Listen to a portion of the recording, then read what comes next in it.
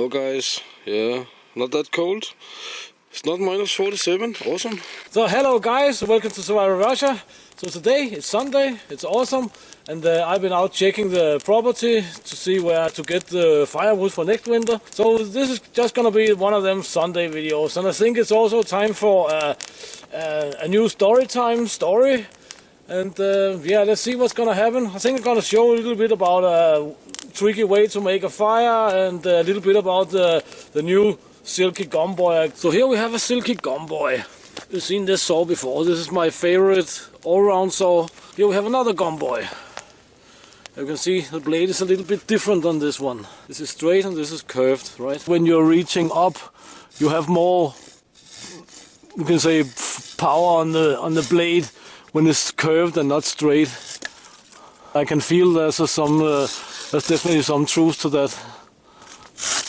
But I found out something pretty neat about this feature here actually. Just want to cut a little piece of wood here for the fire over there. Always nice.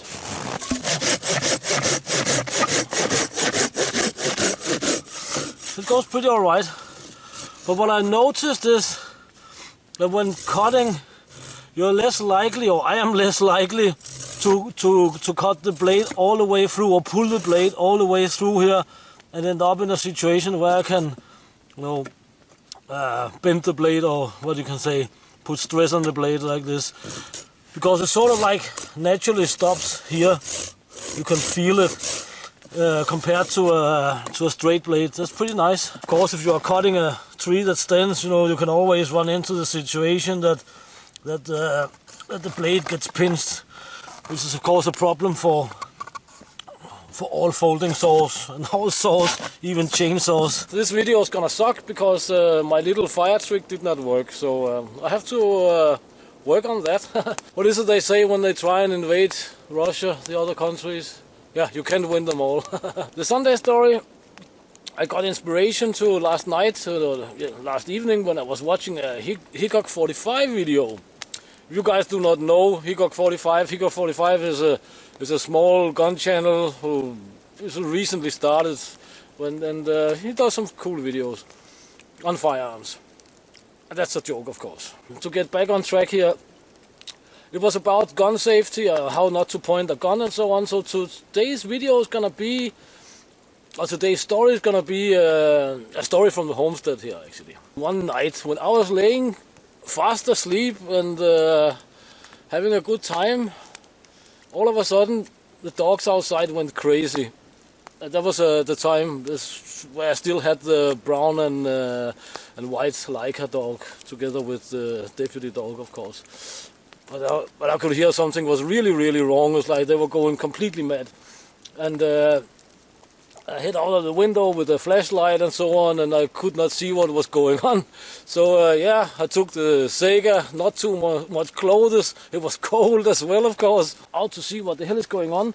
And then I found out there was not one, there was not two, not three, but 4 semi-wild dogs, because we also have those here, and they form quite a good amount, large packs you can say, right? The dogs were not fighting or anything like that, but there was just like dogs everywhere. My 2 dogs and those 4 guys, so it was like 6 dogs, and some of them were in the Arctic entrance on the other house, and I was running around there with my buckshot thinking, should I shoot them or what? Or I don't really like to shoot dogs if I don't really have to, right? So I decided not to, but anyway I had to get them out somehow, right?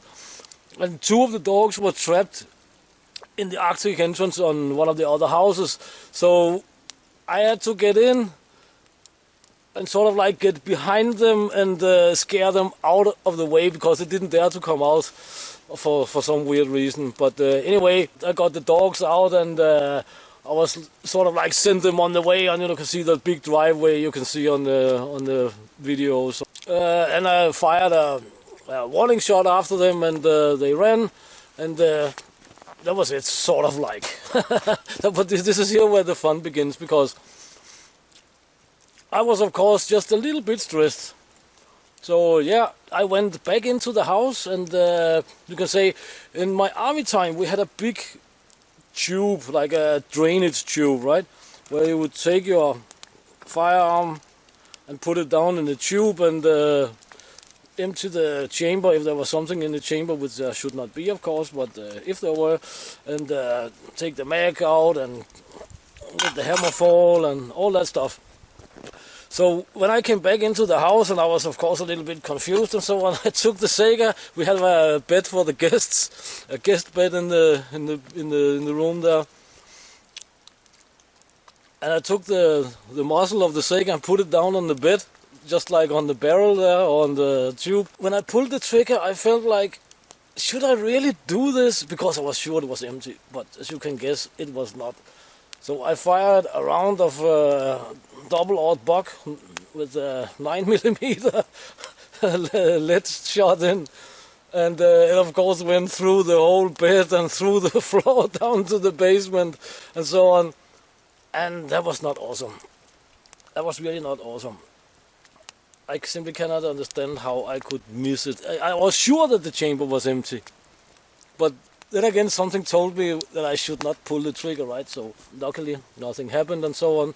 But so you can say, yeah, firearm safety is really, really important. And never assume anything when it comes to firearms. Always check the chamber. Don't muzzle flash your bodies and so on and so forth. Thank you for your time, guys. Please check the links in the description. I'm sorry this video was a suck video, but that's how it is. And yeah, subscribe and all that good stuff. Until next time, get out and train, get it done. I'll see you next time here in wintertime Russia. And the next video will hopefully not suck. Thank you for your time, guys.